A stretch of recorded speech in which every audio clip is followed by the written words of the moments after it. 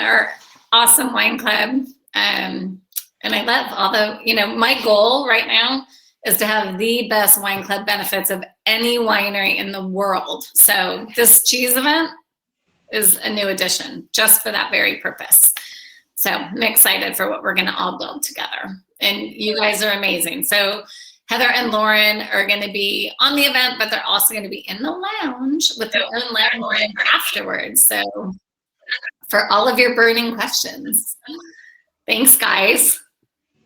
Bye. See you soon.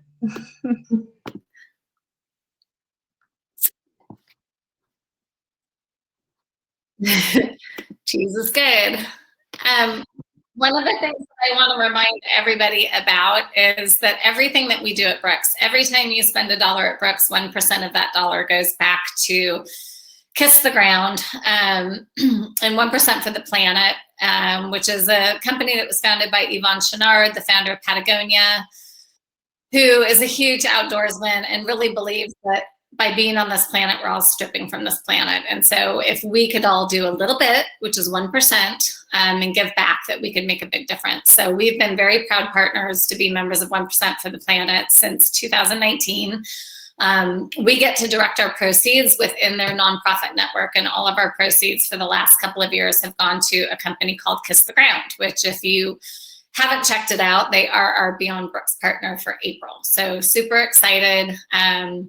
But thank you, because your giving to us and supporting us also is giving back to the environment. And that is super, super important. I want to do just a couple of housekeeping things, because I know this is a new platform for a lot of people. So there is the chat, which many of you have engaged in already, which is amazing. There is a Q&A function. So if you have a question, please put it in there. And what I love about this Q&A function is that if you have the same question, all you have to do is click on that question and it will upvote. And the highest ranking questions will be the ones that we get to first. If we are unable, which many of our events go well past the hour they're supposed to be, to answer those questions, we will get the answers and we will send them to you in the follow-up email that has the recording. You can see the people that are in the event as well. And there's also a help. When you're in the chat, you can go to the help if you need any help, if you're having any technical issues. The welcome team is on here, the people that run the platform, and they are here to help you out. If you are on an iPad or an iPhone, you are able to view this event, but you are view only. So you won't be able to participate in the questions or the chat, and you will not be able to go to the lounge rooms, unfortunately. But you're here, which is amazing, and I love that. You should have a white wine and a red wine and glasses for each, and hopefully all 4 of your cheeses in front of you. At the end of the program, we are going to go to the lounges. So when we finish the program, you will see the lounge button at the top of your screen. And if you click on that, you'll have 4 rooms that you'll be able to go to. And we will talk about that more towards the end of the program. And then you have 2 web links also on the top of your screen. So there is a Brooks wine. If you click on that, if for any reason you want to go dive deeper into the wine that we're tasting, and learn about it more, you can go that way. And you can also go to Beehive Cheese, who's our partner today, to their website as well. So you can do that at any time during the event. So let's talk about the event for a minute. So we started, a lot of you know me, I tend to watch what's happening in the industry. And when COVID happened, I watched what other wineries were doing. And a lot of them were doing, we're going to ship you these 3 wines, and then we'll do a webinar and talk about those 3 wines this Friday. And it was the same thing over and over again. And I don't like to do what everyone else does. So we came up with the concept of Beyond Brooks, which has been really, really successful. But one of our most successful events was with Rogue Creamery. We had over 200 people on the event. And I thought to myself, what do I love to eat while I'm drinking wine? Cheese, right? It's like amazing. So I thought of the idea, why don't I add a cheese add-on as a benefit to our wine club members? And so I reached out to a woman named Sherry Allen, who you're going to meet in a minute. We had done an event together. We're both members of the oldest wine and food society in the world, the Chaîne de Rôtisseurs. And we did a wine and cheese event together. And I thought, you know what? I'm going to go out and get that master of cheese. So similar to a master of wine, but in the cheese world. And let's her and I create a program for our wine club members. So we will be doing 3 of these a year. This is our first. The second one is on May 20th. The third one will be in the fall, where we're picking 2 wines out of the shipment, and we are picking a domestic creamery, and domestic on purpose. We really want to support other U.S. businesses that are artisans and have their own craft and have their own unique approach to their craft and partner with them. And so that was kind of the idea we came up with. Sherry is really the one that is involved in the cheese selection and the creamery selection, and is going to do a great job today going through the actual pairings with us. I'm going to bring Sherry up on stage. Sherry.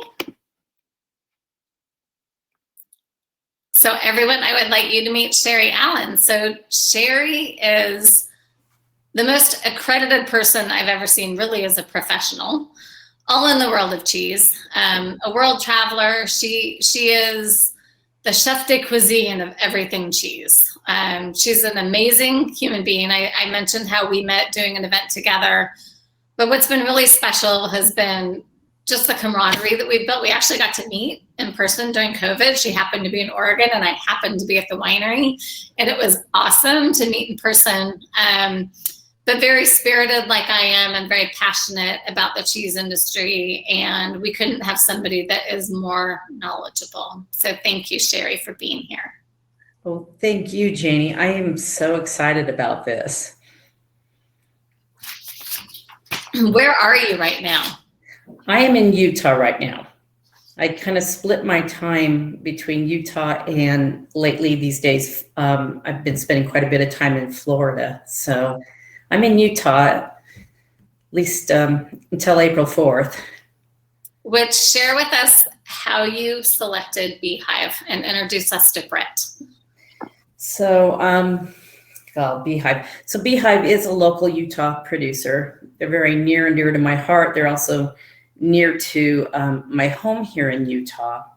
And what I love about Beehive cheese is that they are pioneers. They're pioneers in creating a very consistent cheddar. They use an exceptional milk. It's a Jersey milk, so it's very rich. So their cheeses are rich and creamy and buttery. And then they put unique rubs onto those cheeses on the exterior. And they are the original creator of doing that style. And Britt, I'll let Britt talk about how Barely Buzz came to be. I don't want to take his story because it's a really cool story, but with people imitating you as being what they say is the most sincere compliment. They've had other cheesemakers imitate their same style, but they were the original ones. They've won awards internationally. And Beehive cheese is family oriented. That's the other thing. So when you become friends with Beehive cheese, you become part of their family. They treat you like family. In Hawaii, they call that a hanai ohana. And I lived in Hawaii for 7 years for a good half of the year when I was working as a broker. So hanai means adopted. So you kind of become like their adopted family, and truly that's how they treat you. You meet them at a trade show, you meet them anywhere, and that's exactly how you're going to be. You're going to, when you serve cheese to your family, you are connected to their farmer, to the cheesemaker. You're part of that. You're part of that family, and they're very proud of the product that they make. And for me, I appreciate how consistent it is, but then just the unique flavors that they have on their cheeses. They have some that nobody else has really copied in the same way. There's other coffee rub cheeses, but not quite like the flavor profile that they have on these.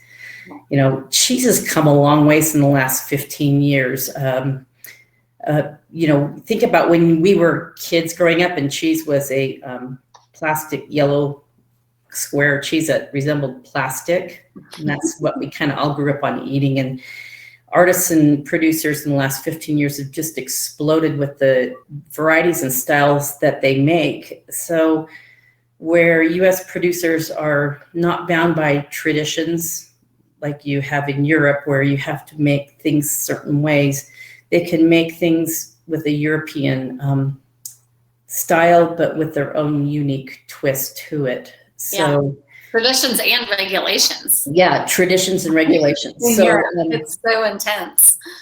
Yeah, I mean, I grew up with my father buying like a horn of Colby cheese from a sub sandwich shop, and we grated up, and we used cheese on everything. Yeah. But it wasn't cheese like this. Yeah. Like what U.S. artisans produce. And in the U.S., artisan producers produce over 1,000 different styles of cheese. So when American Cheese Society was formed in 1983, they support cheesemakers and people in the industry, and they have a judging and competition every year, with the exception of last year, but they've slowly grown. But the last time they had their judging and competition, they had over 3,000 entries in different cheese categories. So the U.S. artisan specialty cheesemaker scene has just grown by leaps and bounds, and I would say in the last 15 years. That's amazing.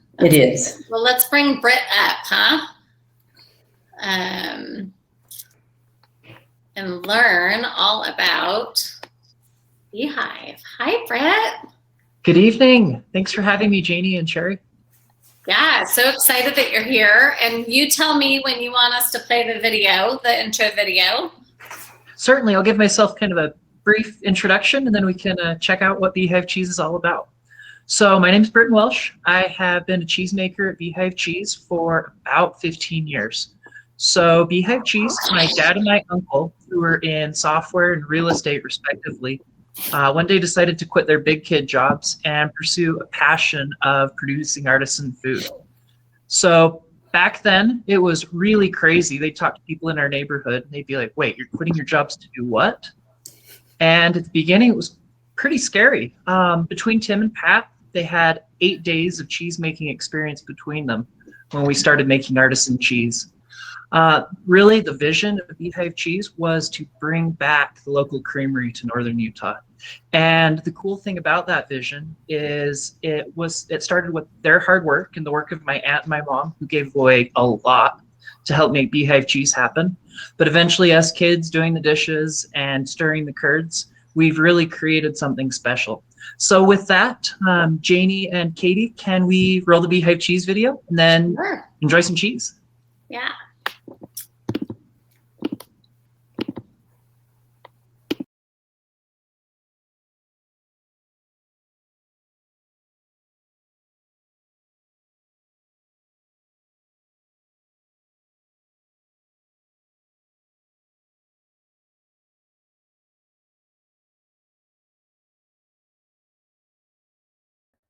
It's quite windy here since we're located at the mouth of the Weaver Canyon.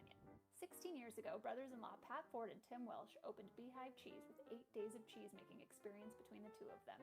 What they lacked in experience, they made up with enthusiasm and grit. They also had the help of their families. Check out this photo from 2005. Many of these folks still work at Beehive. In 2007, we won our first award for Barely Buzzed, and that launched us into the artisan cheese world. We get our cow's milk from Wadeland Dairy, located about 10 miles west of us on the Great Salt Lake. Clint Wade is a third-generation dairy farmer and has a mixed herd of Jersey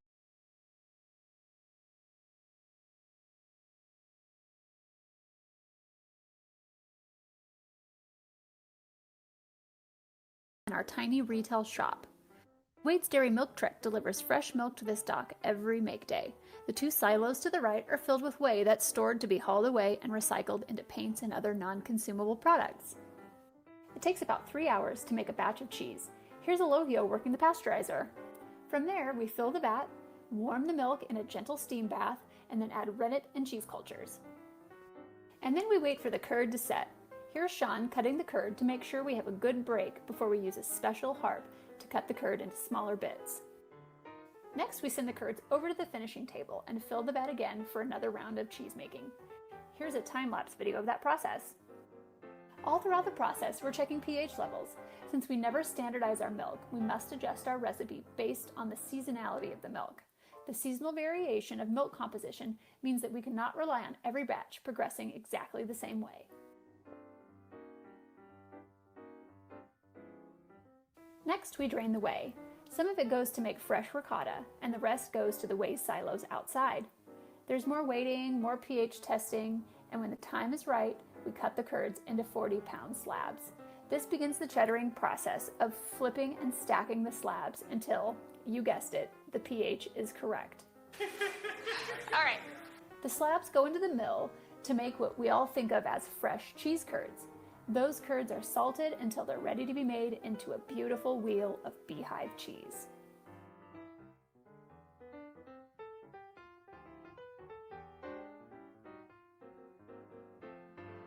We press the 20-pound wheels, trim them, and some go off to become rubbed rind cheeses like Barely Buzzed or Big John's Cajun, and the others age as Promontory, our base cheddar.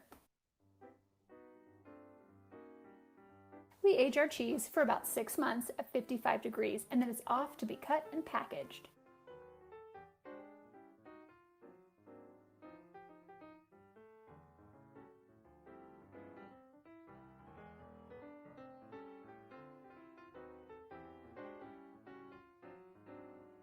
Here's a cool perk for our employees. 4 days per week, Beehive's Chef Heather cooks lunch for the crew. On to the East Building.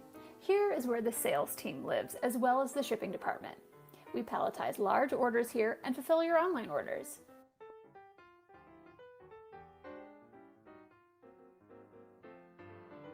Hey, there's Hayden on the forklift loading a pallet for a local distributor. From there, our cheese goes all over the country. We also still participate in our local farmers market. Community is a core value for us. Since the beginning of the pandemic, we've donated about 130,000 pounds of cheese to our local food banks and food pantries. We're excited to be delivering our cheese to the Utah Food Bank today. None of this would be possible without the hard work and dedication of our cheese crew. They are total rock stars. Thanks again for visiting us here in Utah.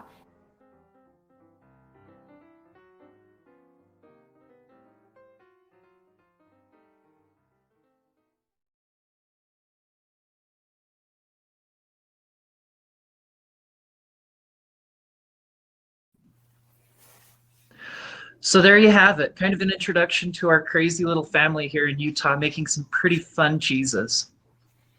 So now the important part, learning a little bit more about us, would be definitely learning more about us by eating the cheese.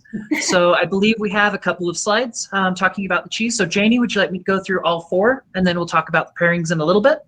Yeah, let's do the 4 cheeses, then we'll do the 2 wines, and then we'll talk about pairings. So everybody should be eating and drinking, by the way, and trying to figure out all the different flavor profiles of the cheeses and the wines. Most definitely. So if you can take us into our first slide, we're going to talk about our Promontory cheddar.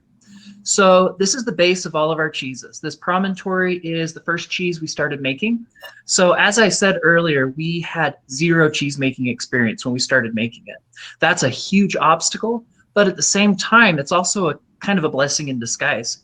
So recognizing that we knew nothing about artisan cheese making, we hit up our local ag university, Utah State, which is actually one of the leading ag cheese universities in the country. So we talked with them, and they kind of looked at us sideways, not really knowing what we were asking as far as being artisan cheesemakers. But eventually they took us under their wing and gave us their recipe for their cheddar, which is kind of part of their mission as a land-grant university. So this truly is a Utah original, the recipe developed here in the Beehive state. So some of the flavors you're going to get from this, as was mentioned earlier, this is a Jersey cow's milk cheese. So you're getting a lot of creaminess and a very big mouthfeel with a beautiful buttery finish. Along with that, we're adding some special cheese cultures, among others, Lactobacillus helveticus, helveticus meaning Swiss. So some of the flavors you get in here have a natural kind of Swiss note to it, so almost a fruitiness that you won't get in a lot of kind of richer, earthier cheddars. So it produces a very well-balanced cheese. That'll take us into our next cheese, which I believe is the Beehive. Is that the slide I have there? Oh, the barely buzzed. Okay. So one of the great things about the Promontory is it is a phenomenal palette to add flavors to. So as we start adding flavors, it takes the same base cheese of the Promontory in totally different directions. So this barely buzzed is really the crowning jewel of Beehive cheese. So funny story. First of all, Utah, you think of a lot of more religious folks. A lot of people think about Mormons when they think about Utah. And it's funny because a lot of our cheeses have things that a lot of Mormons don't necessarily love. So we like bucking the trend in that regard. So this barely buzzed, we first started making cheese. And as Sherry said earlier, we pioneered this concept of a rubbed rind cheese. So this cheese was totally an accident. So my uncle is a coffee roaster out of Colorado. We had some of his coffee lying around one day, and we also had a little bit of lavender. So my dad, being a total foodie, decided to add something rich and earthy like coffee to something bright and floral like lavender. And together the two were added. We thought they'd balance it out. We put it in the aging caves and totally forgot about it. So the cheese doctors from Utah State were down touring our creamery a few months later, and we brought out the barely buzzed kind of as a side note, like, hey, look, we made some fun cheeses, try them out. And the cheese doctors were kind of like, that probably won't work with the various microbiomes of coffee and this, that, and the other. The cheese probably shouldn't work, but we'll try it anyway. So they tried the cheese, and it's this expression that I've seen cross people's faces hundreds of times at the farmer's market. It's this just skepticism of coffee on cheese. I don't get it. They try it and their face just melts into pleasure. Like, oh, this is really good. And the probably number one comment I get about Barely Buzzed is surprising. Wow, I didn't expect that. So with this cheese, it's absolutely phenomenal. This is our most award-winning cheese, and it also is our best seller. So you think of putting coffee in cream in your coffee, we're flipping it the other direction and putting coffee on our cream. So you're getting those really rich coffee notes balanced by the hint of lavender, producing a very savory finish, almost meaty and brothy, that really pulls out some beautiful things present in the cheese, but augmented by these beautiful coffee flavors. So this one I would definitely recommend with a nice red. I think the Pinot and the Buzzed are a really good pairing, but I'll not take too much thunder away from the pairing folks later. Moving on to the next cheese is the Beehive. So this is a very quintessential Utah cheese. So Utah is a desert. It's the second driest state in the United States.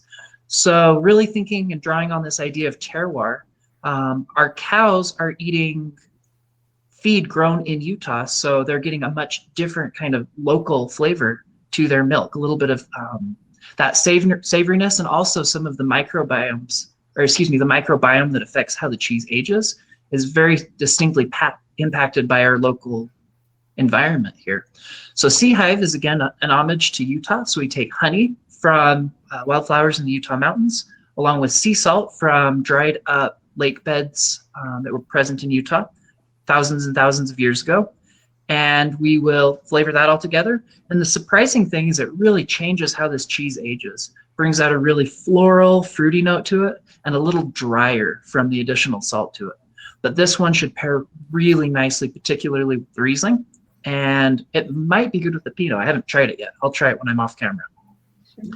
All right. Can we do the final cheese, which is one of our most special cheeses? So the nice thing about Beehive is it's not as well known as our other cheeses. So what that really correlates to is as the cheese ages, it develops unique flavors. There's enzymes in the cheese from the cheese cultures that the longer the cheese ages, the more proteolysis or lipolysis occurs, which is the technical term for flavor development.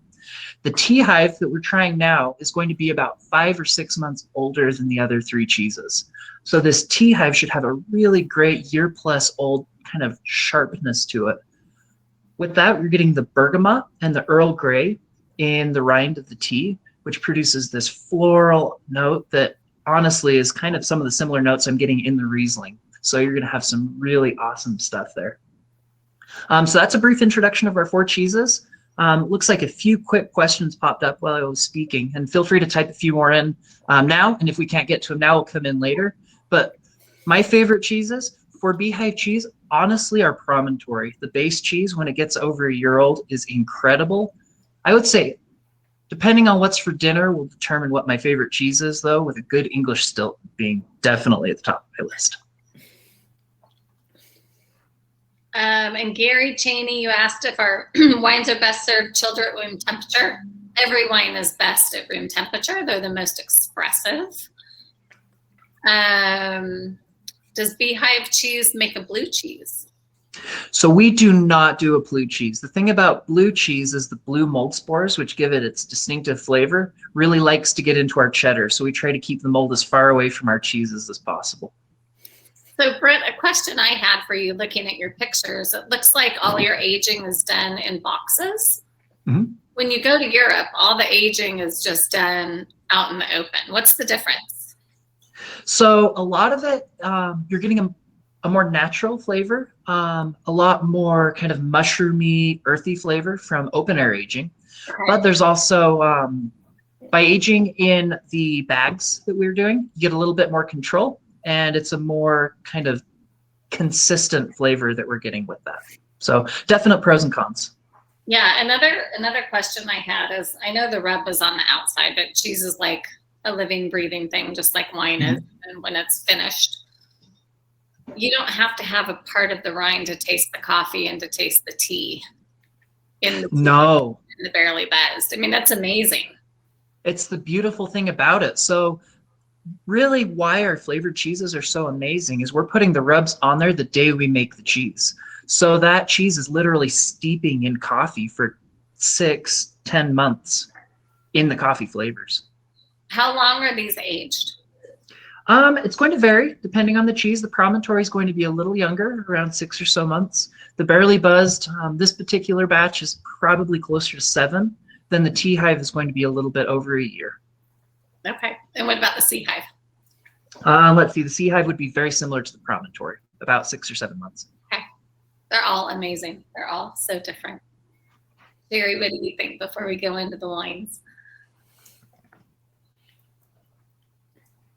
It looks like there's a question on the coffee source in Colorado, Britt. So the name of the roasting company is Colorado Legacy out of Grand Junction, Colorado.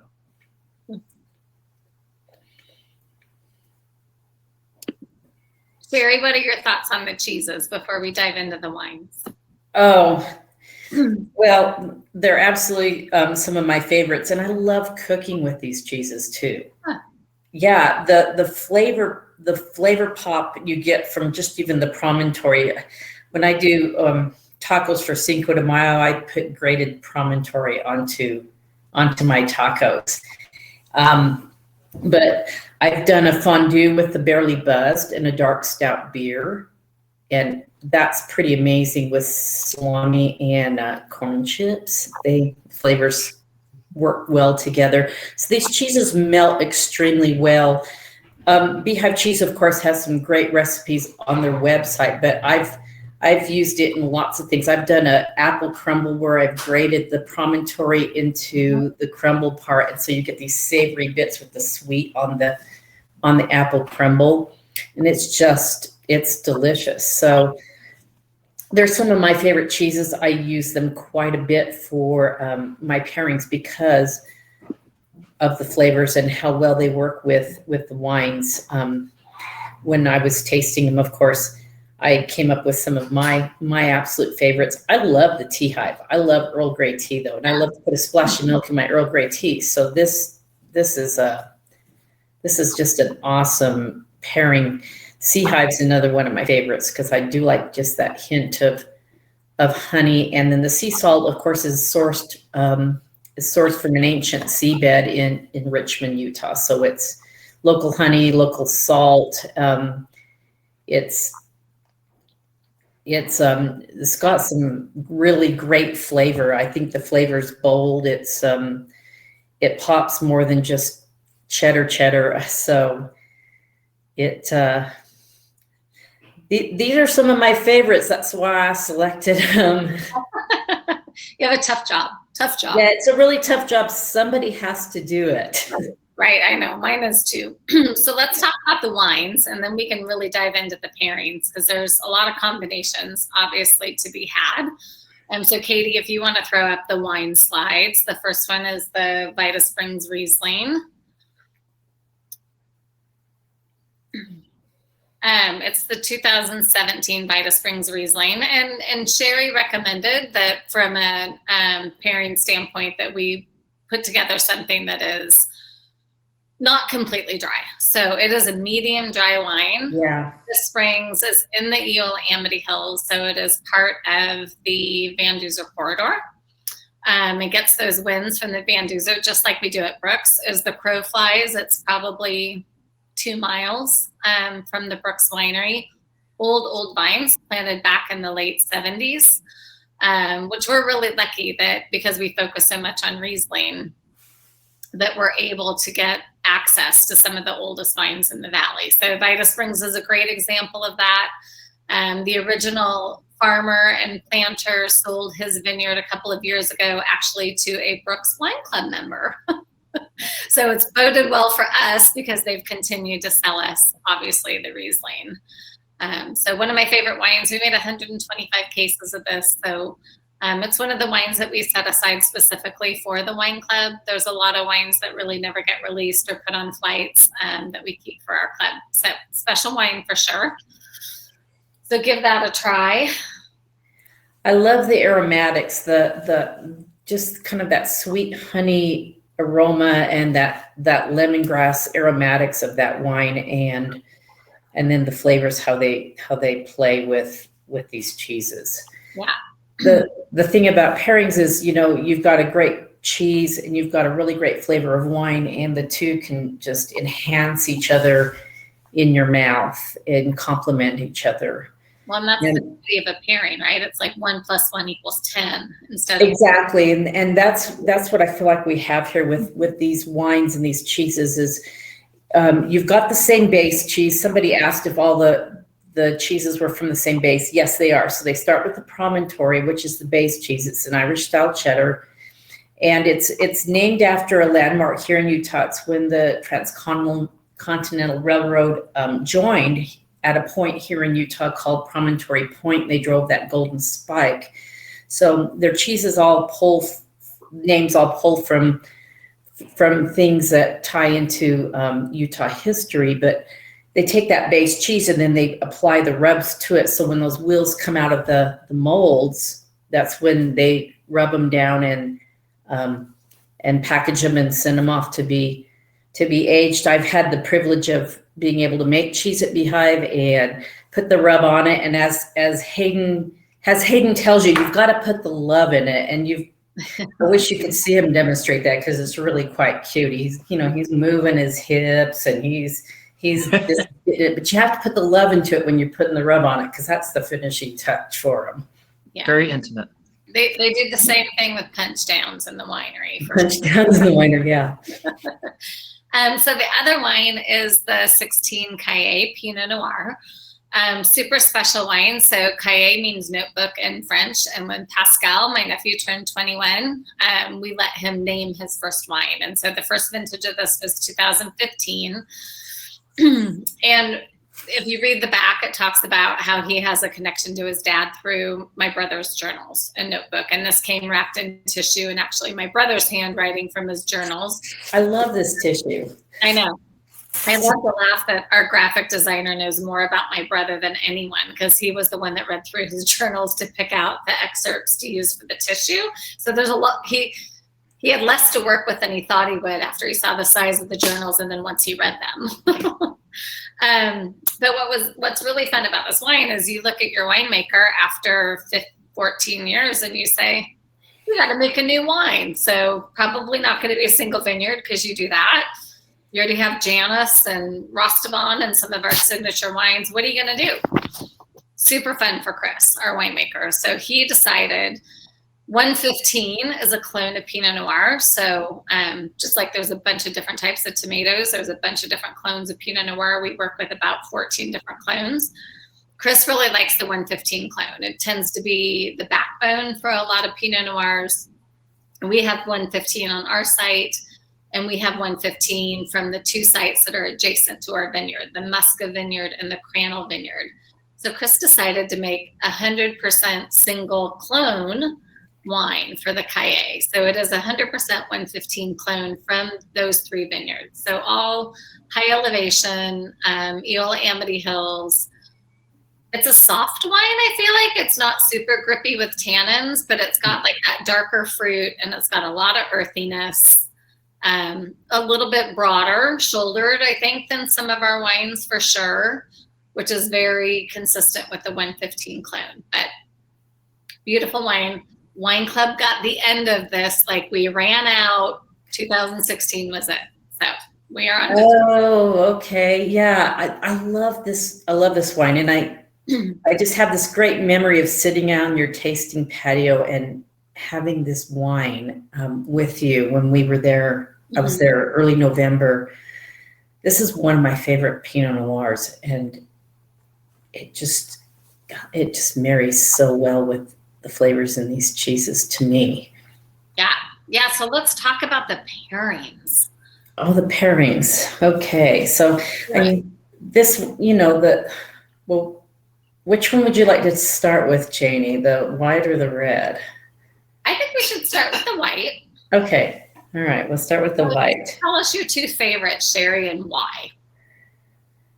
Oh, I love them both, and I love how the white's not overly sweet. I mean, I think I've probably tasted almost every single one of your Rieslings by now. Seriously.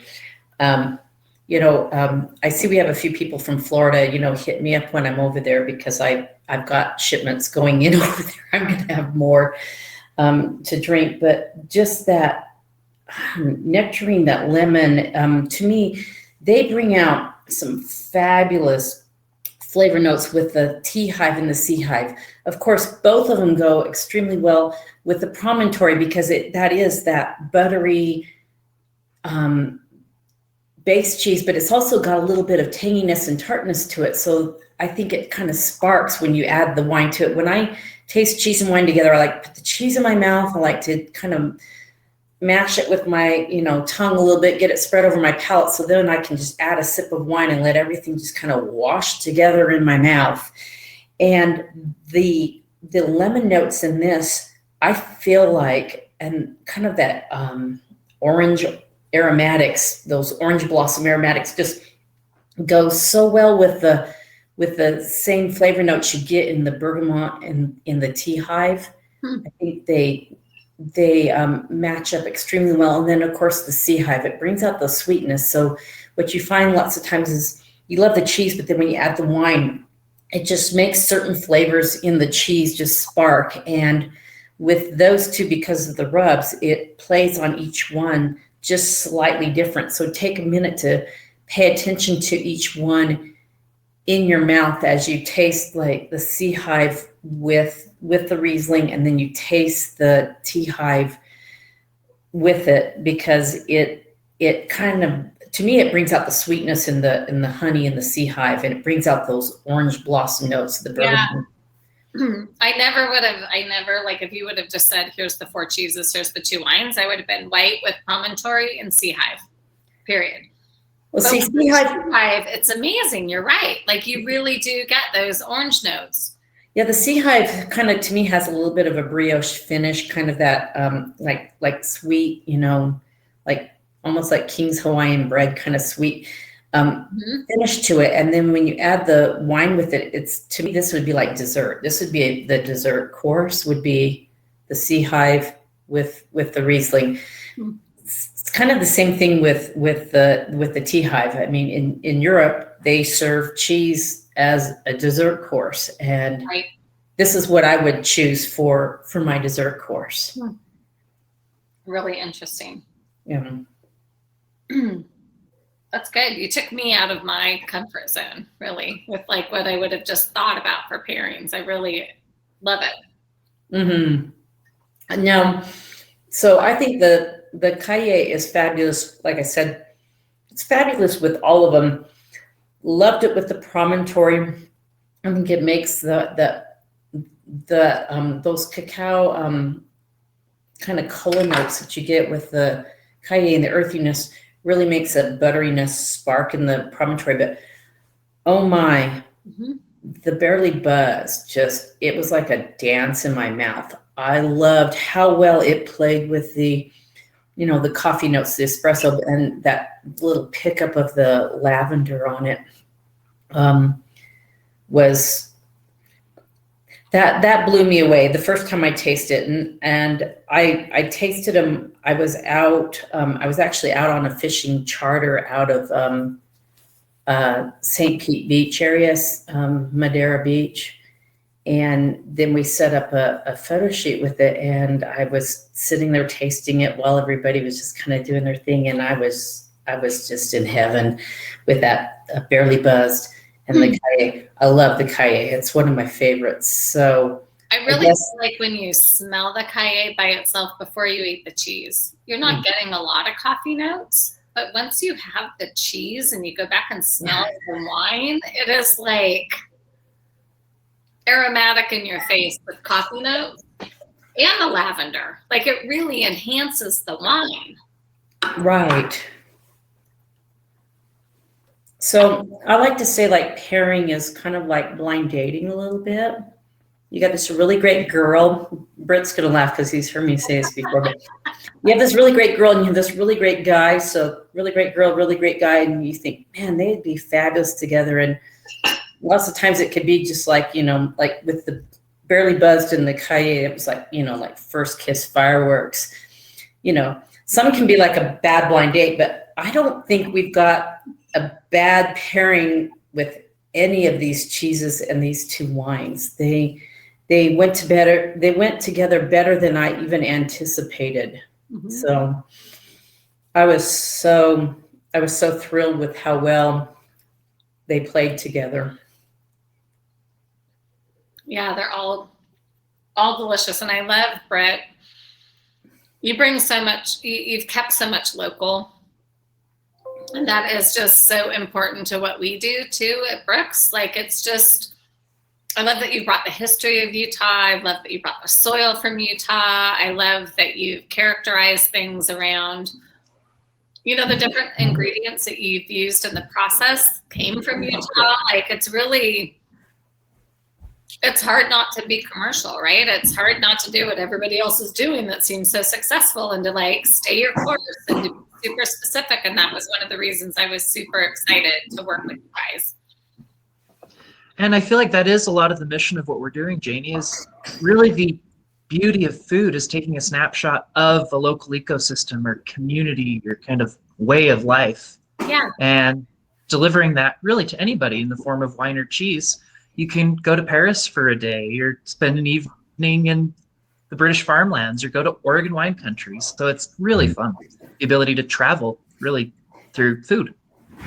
Yeah, for sure. And but it is a commitment to be true to yourself and to be true to your mission, and to not be overrun by demand, or, you know, you got to fight the good fight and stick with your guns about what's important to you and your brand, regardless of what the rest of your industry is doing. And I know we fight for that a lot with Brooks. I mean, we're the biggest Riesling producer.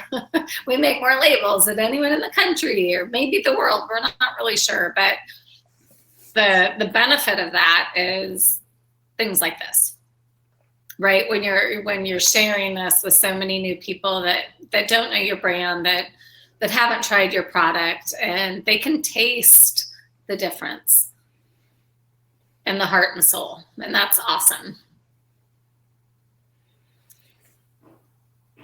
So we've had lots of people ask if you guys have a cheese club, Britt. So we do. It's a cheese subscription, and I don't know with the format. Can folks see our splash page on our website? They can, yeah. And okay. I'll share whatever links you want me to tomorrow in the follow-up email. Okay. So Chef Heather, the chef you saw in the video who makes our lunches and does an incredible job, she's been cooking with us for a little over a year and a half. And she's repeated recipes, I think, twice in that year and a half. Nice. So she is always at work crafting not just not just cheese, but experiences. I think we had trout caviar in one of our cheese subscriptions, but every month it's themed, and we do kind of it really is a club of cheese experiences. And that with a subscription of wine or a wine club would be really magical. So a couple of people asked too, is your cheese available in Oregon? What is your distribution? Because we have a lot of people on this call that aren't even in Oregon. Yes, I believe in Oregon Safeway will consistently carry a lot of our cheeses, especially the Barely Buzzed. Let's see. Market of Choice on and off will have it, and Whole Foods will on and off have it. Okay. And if they don't have it, give the cheesemonger a really hard time of how they need Beehive cheese. Yeah, but otherwise they can order direct through you. And if it's like wine, it's probably the same price they're going to pay retail for anyway. Correct. It's really easy for us to get cheese to Oregon. Yeah, good. So what is the shelf life of the cheese, and how long can you store it after opening? So the beautiful thing about cheese is it's very similar to wine. You can store it in your fridge and it actually gets better. I've bought Swiss cheese before, just kind of grocery store Swiss, and you leave it in your fridge for a year and a half and it's that much better. So Beehive cheese, really, if you're taking care of it, keeping it refrigerated, it lasts quite a while. Once it opens up though, it dries out pretty quick. So once you've opened it, probably eat it within a week or two. Yeah, it's important to store your cheese properly so that it doesn't dry out, so that you keep it covered, clean, cold, covered, wrapped up. Mm-hmm. And can you freeze cheese, or are there certain types of cheese you can freeze? What's the world about there? So if you freeze cheese, if you don't do it correctly, which is I've still had trouble with it, it can break up some of the proteins in it and make it quite gritty. So be really careful. Probably don't freeze artisan kind of delicate cheese. Okay. Well, what I would tell you, if you really want to freeze cheese, just freeze it in a grated form and then know that you're going to use it for cooking what you thought. Yeah. Yeah. You can get grated promontory off the Beehive website, and it's pretty handy to have. And that can freeze quite well. Yeah, that one can. I would say that's probably the only one I've ever frozen. It's not got the additives in it like other grated cheeses in the grocery store, so it does need to be used fairly fast, and it will tend to kind of, I don't want to say clump together, but it's not as loose. So just know that when you're using it, but it's a great thing to have. I mean, I love it in eggs and omelets and things in the morning. It's really convenient to have a bag of their grated promontory in the fridge at all times. That's awesome. That's awesome. Well, this is great. You guys, we don't have any more questions. So I think we will probably say thank you. I have a couple of announcements for our wine club, and then we will move to the lounges. It's been so great to meet you, Britt. And I actually got like a 12-pack of Beehive cheese, I think, from Sherry over the holidays. It was amazing. So it wasn't new to me when she suggested that we select you guys for our first event. But to know your story and to understand, there's a lot of similarities between what we do and what you do. And I love that. And I love the story. And I never thought about cheese from Utah. And probably so many people here didn't. So thank you for everything that you do and how hard you guys work, and for fighting the good fight for sure and being a part of this. Thank you, Janie. Thank you for hosting, and Sherry for inviting us, and all of you guys in the wine club. Enjoy cheese, enjoy wine. Life is short. Yeah. Well, I'll tell all of you, it's snowing outside behind me right now. So those beautiful mountains you saw in his video, we're getting some snow, so it's a great time to sit by a fireplace with a glass of wine and some cheese and just be warm and enjoy. Well, and we'll do that in the lounge. So I'm going to bring you guys down to the green room, but you can meet Sherry and Britt in a small group in the lounge in just a little bit. So thank you both.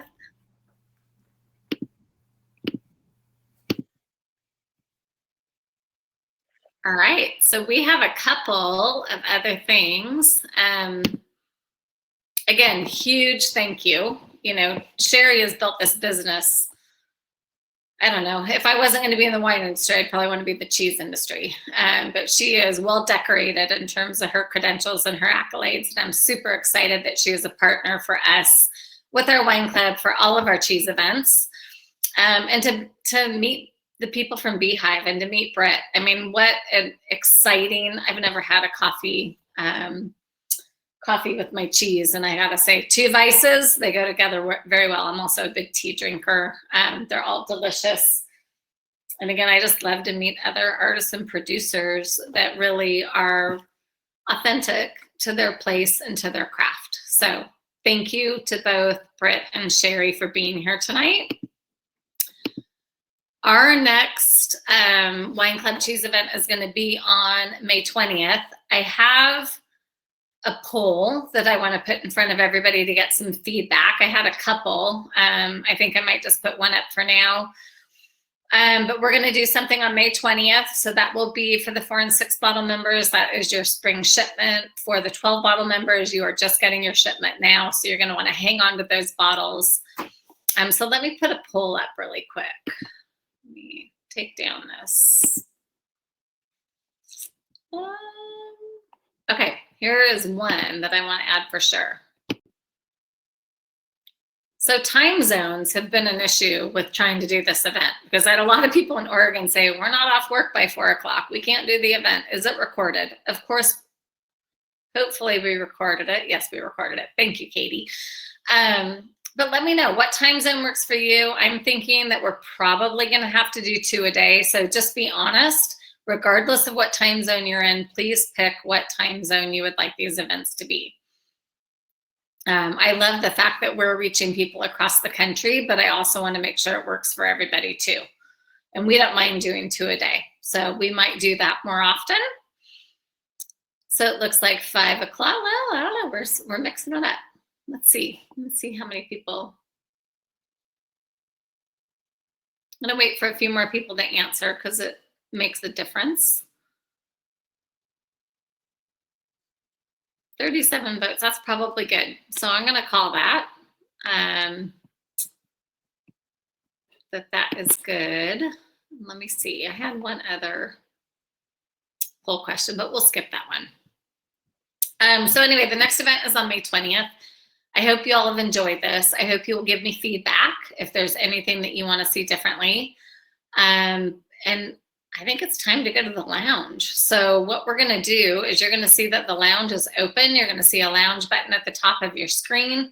Click on that. And like I said, there is a room for Heather and Lauren. So if you want to talk about Wine Club or just get to know Heather and Lauren better, do it. I will have a room. So if you want to come talk to me, Britt will have a room. So if you want to talk more about Beehive and cheese making, and then Sherry will have a room also. And Sherry will be joining us for the rest of the cheese events for the year. So we're excited. Thank you all for being here. I just cannot say enough from the bottom of my heart. Our Wine Club members are everything. Cannot wait to do more and more with you. So thank you very much. And thanks for being here. Love you all.